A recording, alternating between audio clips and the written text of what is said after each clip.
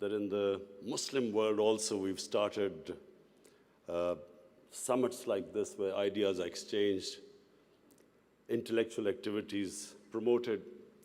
So I want to congratulate you, first of all. And then, before I start my vision of governance in Pakistan, I just want to inform the audience here what was an international sportsman, a cricketer, how did he end up in politics? And then how did he become a prime minister? So I think it'll be interesting for you because then you will understand what I intend to do with Pakistan. You see, I grew up in Pakistan. I'm the first generation of Pakistanis. When Pakistan in the 60s was considered the fastest growing country in Asia, it was actually a model of development for the developing world.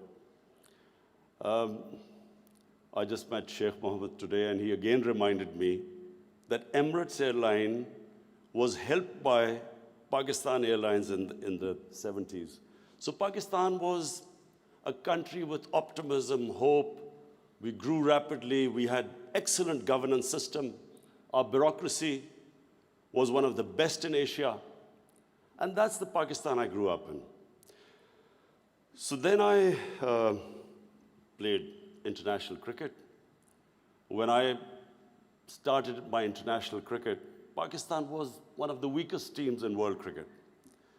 And we were emerging from colonialism. So we took great pride as our team became stronger and it competed. And by the time I left cricket, Pakistan was world champions. So I took pride, like my countrymen, as we competed internationally and we grew in confidence. But unfortunately, our country could not keep up that pace. Countries have, life of a country is in cycles. It's never in a straight line. You go up, you go down, course correction, countries come up, some countries don't go up. So in Pakistan's case, we were going up, and then various things happened when we started our down cycle. So when I left cricket, I started building the first cancer hospital in Pakistan. Reason was because my mother died of cancer. And it's then I realized there was no cancer hospital in the whole country. And then it occurred to me that people like me who were well off, I could afford to take my mother for treatment abroad, but what happened to the common man? Cancer is one of the most expensive treatments. So I started this movement, really. I went into the public to collect money to build this hospital.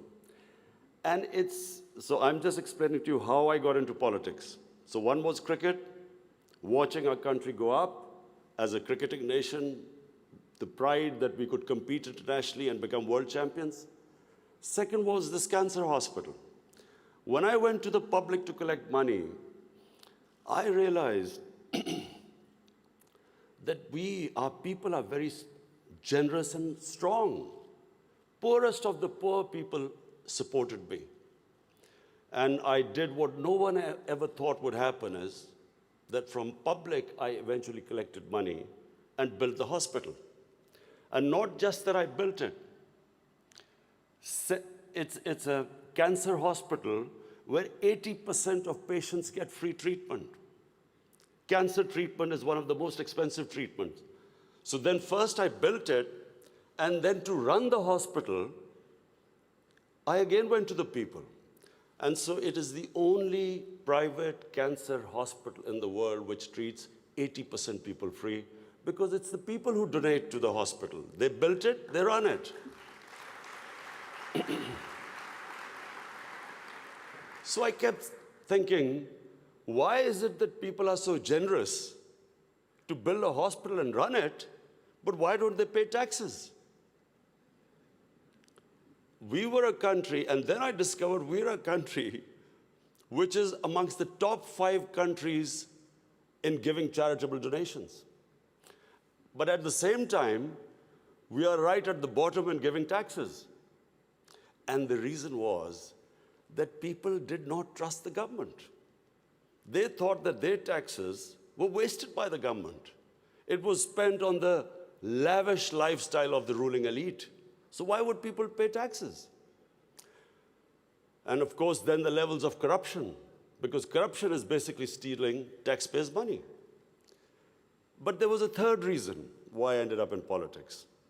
And that was, I watched, first of all, I used to play professional cricket in England, so half my year was in England and then half in Pakistan. And I saw how a developed country, how the institutions worked, why they went ahead, how the governments were accountable, how there was meritocracy, and above all, how there was human development, the money spent on human beings. So I could compare what was going on in Western countries, and then I could see what was happening in our own country. But then I also saw other countries develop. And one of them was UAE.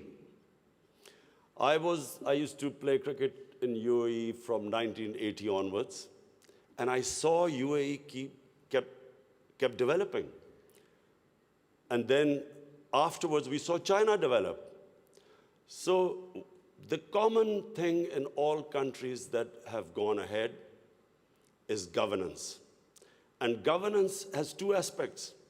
One is a government has to be accountable. The more accountable a government, the more clean a government, the more successful it is. And secondly, again I repeat, is meritocracy.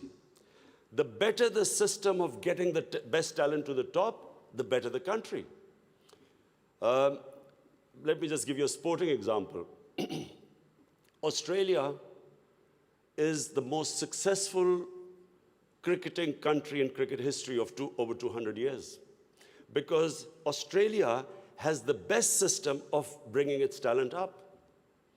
Pakistan, in my opinion, and I'm not prejudiced, I understand cricket better than probably everyone in this hall. Pakistan has the greatest talent. Of all the countries I've played, I've never seen as much talent as in Pakistan.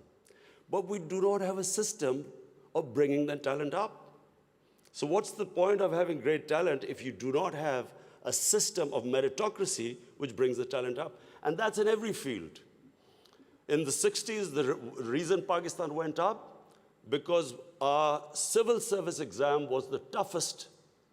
It was the most, all the young people wanted to go into Pakistan civil service. It was the toughest exam. We had the best talent that came up. And in 60s, the reason we progressed, one of the main reasons, was a civil service of very high quality. And gradually, as our system of merit went down, so did the country. So I wanted Pakistan to go up. And as I said, I saw UAE going up. The way each year you came, it changed. It got better and better. And similarly, and of course the greatest example is China. For me, the thing about China, which is just remarkable, no nation in the history of mankind has done what China has achieved. In 30 years, they have brought 700 million people out of poverty. It is just a phenomenon which has never happened in human history. And of course, my motivation, again, of the Pakistan I wanted to see was based, and I am a student of history, Islamic history especially, was on the Prophet, or Prophet, peace be upon him, the state of Medina, which he created. Now, why do I say the state of Medina? Because the state of Medina laid the foundation of one of the greatest civilizations in the history of mankind. The principles that found the foundation of the state of Medina is what, for the next 700 years, was the greatest civilization on earth. And what were those principles? The state of Medina was founded on incredible principles of justice and humanity. It was the first time a welfare state was made, a state that took responsibility of the weak, what China has done right now. That was the state of Medina, where first time a state took responsible for its poor, its weak, its orphans, its widows. In the state of Medina, the first time pensions were created. Old people were also, it was a humane state. And secondly, there was justice, rule of law. These were the two main things. And the third thing, the Prophet of Islam, peace be upon him, made seeking knowledge a sacred duty. The word was that even if you have to go to China to seek knowledge, you must. Those days going to China meant not coming back. So the emphasis on seeking knowledge. For the next 700 years, all top scientists were Muslims. And that was the state of Medina. It laid that foundation. And then the way minorities, other religious people were treated. The Prophet signed famous, the Misaq-e-Medina. There's still a letter in St. Catherine's Church which was signed with the Christians that your places of worship will be, till the end of time, they will be protected by Muslims. Secondly, that no forcible conversions would be in Islam. Thirdly, the Prophet's last sermon, it is a charter of human rights. It's about how human beings are equal. So it was a humane state created, rule of law, emphasis on education, that led to the growth of Muslim civilization. So this is, in Pakistan, we want the same basis of our state. The rise of what I believe, the way our country will rise, it will go back to those principles. We must, number one, have rule of law, everyone equal before the law. State must be accountable. We must have a welfare state where the state must take responsibility of its poor people. Half our population is on the poverty line or just above, and about 25% are below the poverty line. The state must take responsibility. All policies of the state must be, like in China, how do we lift the people from the bottom? And the most important thing is that we must, in Pakistan, start a reform program. Reforms are painful, but it is essential if we have to get out of our current problems. So, first of all, I joined politics in '96. From '96 to 2013, there was a very small party. Most of the time, it was one step up and 3 steps down. The first election I contested, we were wiped out. Second election, 5 years later contested, we had only 1 seat. Third election, we boycotted, and most of the time people made fun of me, thought we would never make it, because I'm an outsider. I wasn't from the political class. But one big lesson from sports which I learned, you only lose when you give up. So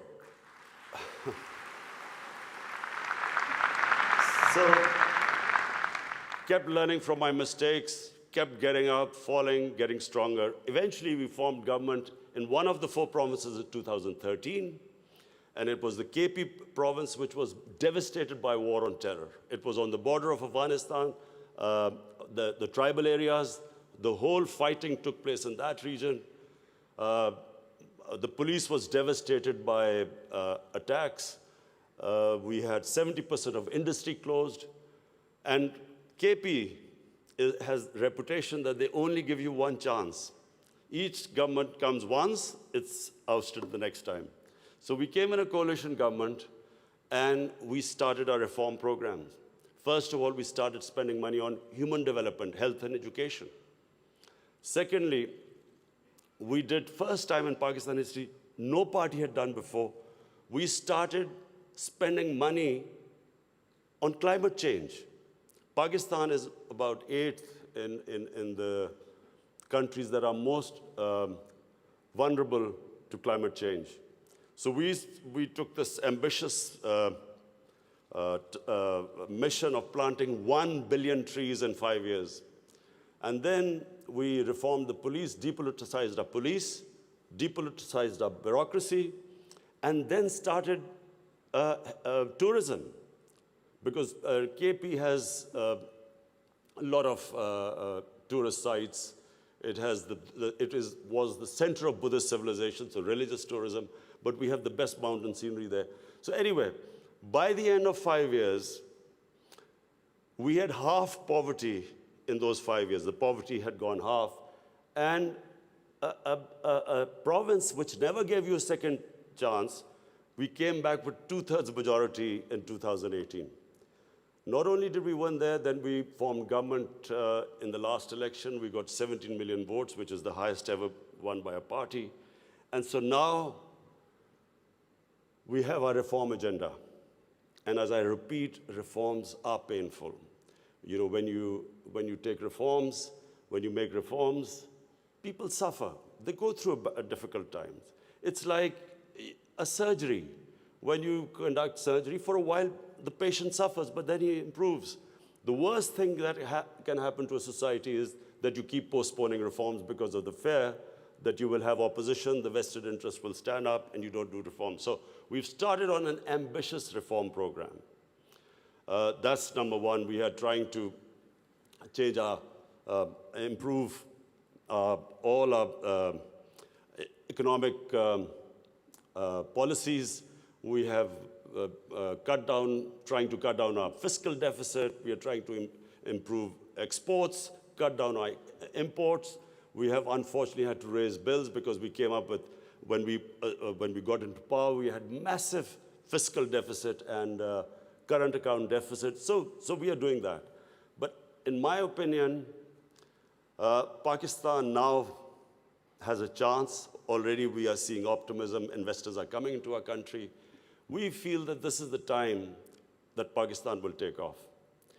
The most important thing, and while talking to Sheikh Mohammed last time, he told me something very interesting.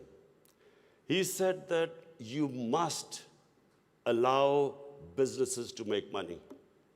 Investors must make profits. And the reason is simple. If people don't come into business for charity, they come into business to make money. So if they can make money, more people come and invest. So this is what we've done. We have started working on ease of doing business, making it easier for people to do business, easier for the investors. We are changing our tax laws, which were very cumbersome. So we are conducting a series of reforms. And already, we're seeing the signs of the country improving. But most important, Pakistan has the best tourist potential. At the moment, we have hardly any tourism compared to other countries. But Malaysia, with just beach tourism and resorts, Malaysia has $22 billion it makes from tourism. Turkey, with beach and historical sites, beach tourism, Turkey has $42 billion from tourism. Now, Pakistan has probably one of the best mountain scenery anywhere in the world. Half the world's highest peaks are in Pakistan. Pakistan has 1,000 kilometers of coastline. Pakistan has the oldest historical monuments, probably as old as anywhere in the world. We have Indus Valley civilization, which is 5,000 years old. We have Peshawar, the oldest living city in the world, 2,500 years. Lahore and Multan, ancient cities. But what we have, probably more than any other, hardly any other country has, is religious tourism. We have, for Muslims, we have the Makkah and Medina of the Sikhs. The Sikh religion has the two holiest sites in Pakistan, and we have just opening those sites for Sikhs. And we have opened up a visa regime. First time in Pakistan, we have 70 countries which can come in and get visa at the airport. We also have, I mentioned I mentioned Buddhist civilization, the Gandhara civilization, which was the cradle of Buddhist civilization, is in KP, north of Islamabad. Some of the ancient sites, the biggest sleeping Buddha, 40 feet, is in Haripur. And then we have, for the Sufis in Islam, we have some of the greatest Sufi, highest number of Sufi shrines all over Pakistan. So what we are doing is we are opening up the country. We are opening up for tourism, investors. And I would like to finish my talk by saying something else which Sheikh Mohammed said. Sheikh Mohammed said, apart from this great thing which has stuck in my mind, that a businessman must make money. You see, what happened in Pakistan was people were making money. Then came 70s and we had a socialist government. When the socialist government came in, everything went anti the big businesses. There was nationalized. And the mindset of our bureaucracy and our politicians was that somehow making money was a sin. So now we are reversing the whole thing. We are now asking businesses that, look, we will help you in making money, because the more money they make, the more investment will come. But the only thing is, the money, as we create wealth, that wealth will be used to lift people out of poverty. So we want an equitable growth. We don't want the rich to get richer and the poor to get poorer. I am really against this neoliberal economics where you have 62 people owning as much wealth as 3 billion people on this earth. I think that the distribution of growth should be equitable. But the last thing I want to say about what Sheikh Mohammed, I still remember. It's very important that to take risks in life. Sheikh Mohammed said that when 9/11 took place, he immediately called up Sheikh Ahmed and Emirates Airline and said, buy aircrafts and engines of aircraft, because everything went down. Prices of planes went down. People were not flying as much. This is the key. In my opinion, this is the difference between very successful people and people who don't take risks. I have played 20 years of international cricket. I saw a lot of players with a lot of talent, but they never made it big because they were scared of losing. They would not take risks. Players with less talent, but that ability to take risks, chances, they also had bad times. But eventually, the ones who took more chances and risks were the ones who made it big. This is the time, my last word is to the investors. This is the time to come to Pakistan when it is just going on the upswing. This is the time to invest in the country. And don't miss the boat. Thank you.